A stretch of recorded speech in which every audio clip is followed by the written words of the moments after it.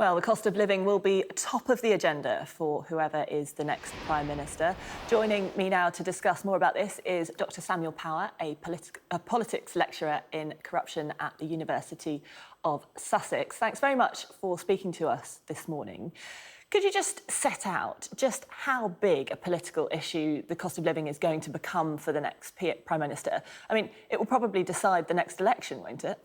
Yeah, I think your last three packages did a really good job of that. There's effectively no good news for many people, and just increasing challenges, such that the cost of living crisis is going to be the defining feature of British politics and, frankly, British political life for the next year and a half. And that's going to set the agenda, not just for the new Conservative leader and Prime Minister, but actually the political landscape for the next year and a half, and will decide in large parts the next election, because it's just that important for people.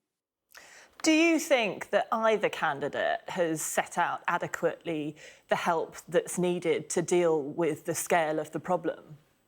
Well, this is where we've seen real points of difference between Rishi Sunak and Liz Truss. And in many ways, Rishi Sunak, I suppose, through going through the COVID crisis and enacting the furlough scheme, has in some senses been, for the Conservative members at least, the sort of eat your greens candidate, the candidate saying things that traditional Conservatives don't really like saying, that we might need to raise taxes in certain areas, for example, where Liz Truss has, she's played the hits. She said we can lower taxes, we can reduce the size of the state, and we can seize on the economic opportunities of Brexit. The problem is, and it's very likely that Liz Truss is going to win this contest, is that when the rubber hits the road, actually that's an increase, that's going to be really hard to actually enact those policies and address the real challenges that the British public face. And actually, they really haven't said all that much over the past month of the leadership election, and remember we've got 2 more weeks to go, to actually really set out what their agenda is. So that's opened up a wealth of space for the opposition parties, such as Labour, who we now see really surging in the polls, perhaps as a result of that. You mentioned Labour there. Do you think there's an argument for simplicity when it comes to policies, that perhaps some of the things that Rishi Sunak has been saying have been quite complicated, but the things that Labour is saying, like the simplicity of a freeze on the energy cap, is winning people round?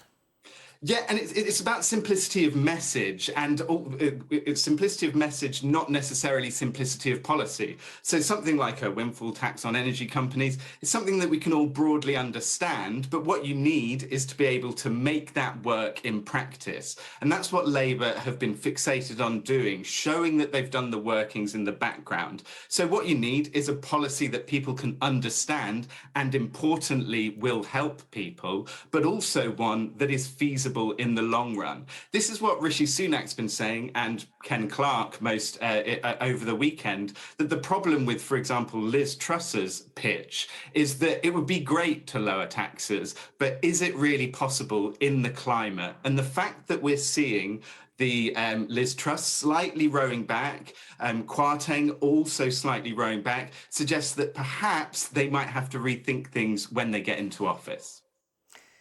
And do you think that the government will be forced into a position where they do have to freeze the energy cap?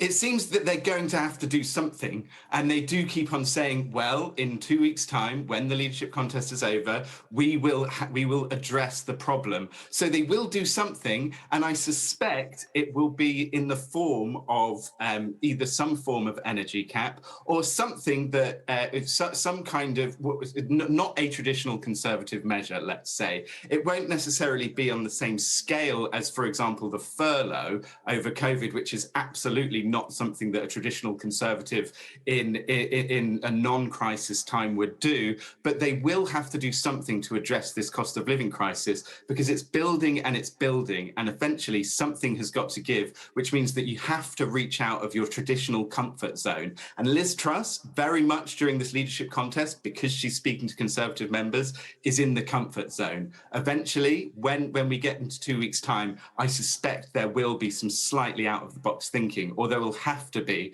in terms of addressing this crisis. And I wanted to ask you, what do you make of how the Tory leadership race has been conducted? There's been lots of criticism that it's simply gone on for too long. I think that Conservatives will reflect that it absolutely has gone on for too long. At the start of the leadership contest, there was concerns about these blue-on-blue attacks being incredibly damaging for the Conservative Party, and actually, I don't think that's really going to be the case. The problem is, it's been about 6 weeks now. We've got 2 more weeks to go where there hasn't really been a government in charge, and there hasn't really been any meaningful change in terms of the two candidates, Rishi Sunak and Liz Truss, actually discussing the problems that are facing the country as they happen. What they've got is they've got their stump speeches that they're repeating again and again. And we've sort of known for the past month even that Liz Truss is likely to win, and very little is going to change now. About 50% of the votes even have come in already as postal votes. So I suspect that the Conservatives will reflect on this long leadership contest and think about ways in which to make it much quicker in the future. Because it's not necessarily the arguments and the blue-on-blue attacks that have been damaging,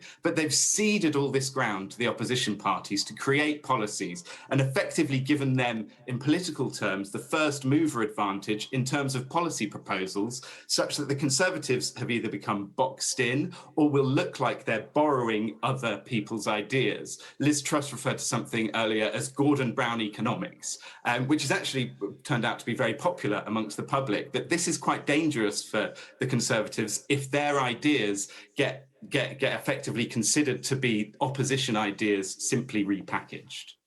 We're out of time, but very quickly, is there any chance that Rishi Sunak can turn it around, yes or no? It would be incredibly surprising. In a word, no. Thanks very much. Dr. Samuel Power, a politics lecturer in corruption analysis at the University of Sussex. Great to get your thoughts this morning. Thank you.